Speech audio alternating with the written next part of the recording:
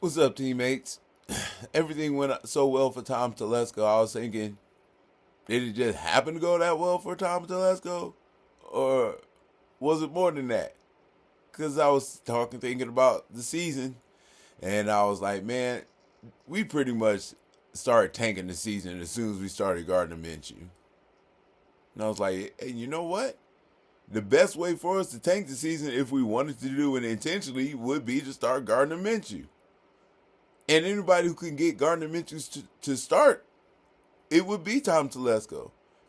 Because AP, whether everybody wants to jump on his ass or not for having hired Getsky, AP had to trust Tom Telesco. AP couldn't just override Tom Telesco if he said, well, this is who I want. They had to work together on it. AP had to make it a 60-40 decision because he wasn't expected to know offense. He expects Tom Telesco to know more about finding an offensive coordinator than he does because Pierce has never had to do it. So he trusts Telesco to bring in the offensive coordinator that they can feel like they can work with. Telesco says he understands Antonio Pierce's vision and will go with it. And Antonio Pierce, as far as that, after that, is like, okay, if that's what he's going to do, then let us do that. But Tom Telesco should have known better. And maybe he did. Maybe Tom Telesco was like, okay, we'll give Getsky a job because after a while he won't need a job or he won't have the job. He knows his shortcomings as an offensive coordinator. He saw it when he was in Chicago, and he said, "You know what? Let's bring it here. If we're gonna start tanking this season, I might as well start with a bad offensive coordinator." And then they pulled in Gardner Minshew, which seemed like a good idea. It seemed like the right pull for many different reasons, pardon. But it ended up not being very successful. And I don't understand how once they got Gardner Minshew in the damn building, they didn't know exactly what they had. I don't see how they could think that Gardner Minshew was going to be better than what he was. I don't see how they thought that what's going on with Gardner Minshew or what was going on with Gardner Minshew through those first 5 games wasn't going to be there. But somehow he became the starter. And we also know that Tom Telesco had his hand in on that pick. And maybe it was easier for him to convince Getsky, look, we spent a lot of money on whatever the fuck his name is, Gardner. And we want him out there to see if we spend enough bang for our buck. And if he doesn't do it, then we'll go to Aiden. Right? And he knows, so he convinced Telesco to do it because under the, look, we got to do this right. We got to do it the money route. Plus, he's a veteran and he can move. And then he goes to AP and he's like, yo, he's a veteran and he could move. And that's what Getsky feels like is best in his offense.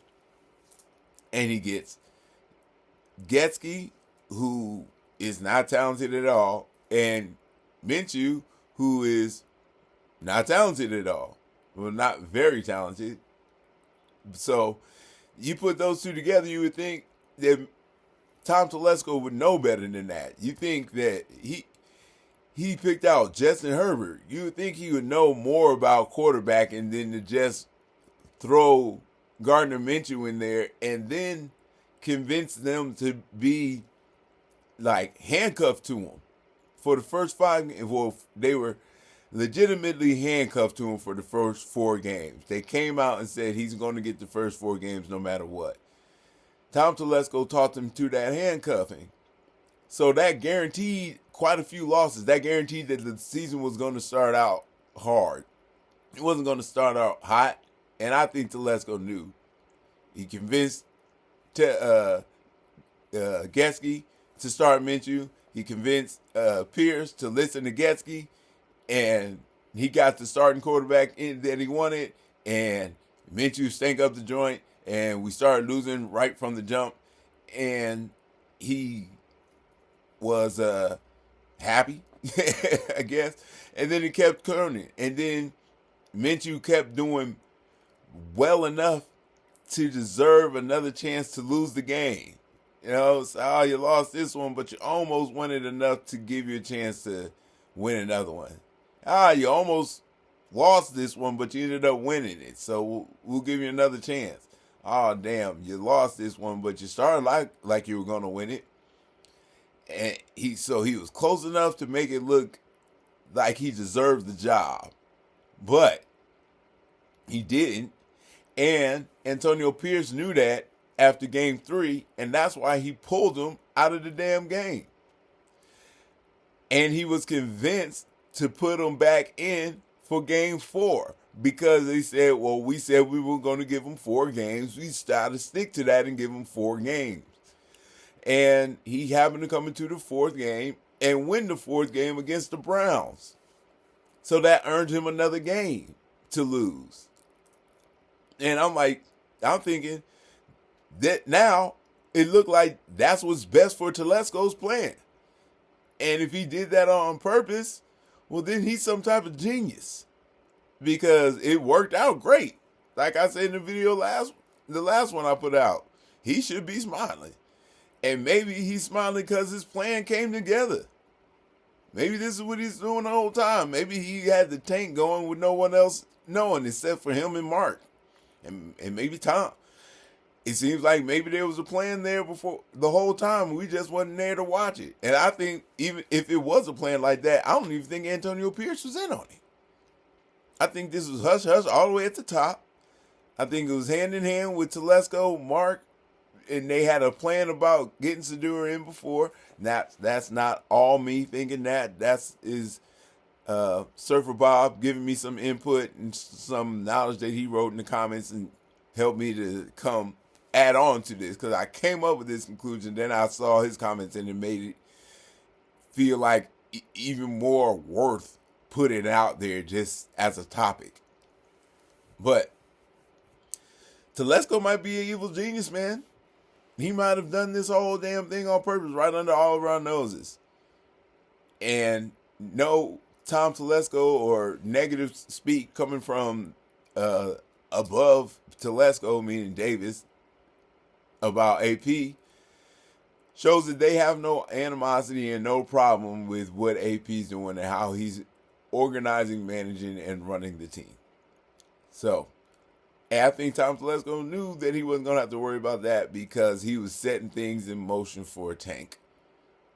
And he got his things going, and then we lost all the games, and he got Aiden in there, and he was like, well, you know, we at least got that cushion of a good solid 3 losses before Aiden to come in, and we'll see. Maybe he'll still lose the tough ones, and we'll keep him out of the hopefully we can just keep him out of the victory column, and he can get his wins or his losses, and Telesco's plan will work out. And then Aiden comes in and he breaks his thumb, and Telesco's like, perfect. We're going to lose with Minshew. I know that for sure. That's why I got him to start in the first freaking place. I don't know.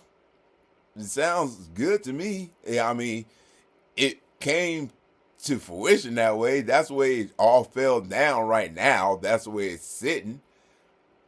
So, did it happen to fall that way? Or was Tom Telesco the little evil genius pulling the strings behind the scenes, making us all dance and watch this tank that he put together and make it all look like a bad show, not just a bad production?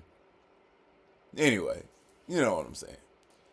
So, maybe he is. Maybe he did it. Maybe Tom Telesco is a genius and he pulled it off. And I hope so. Because that means he got the smarts to get it done in the future.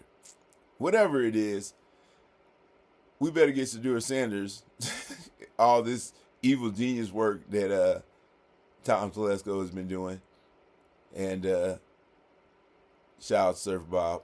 Every time I say Sedura Sanders is coming to the Raiders, I gotta say at least a little something because he's the first one to put it out there in the ethos, man. He the one who put it on the sticks.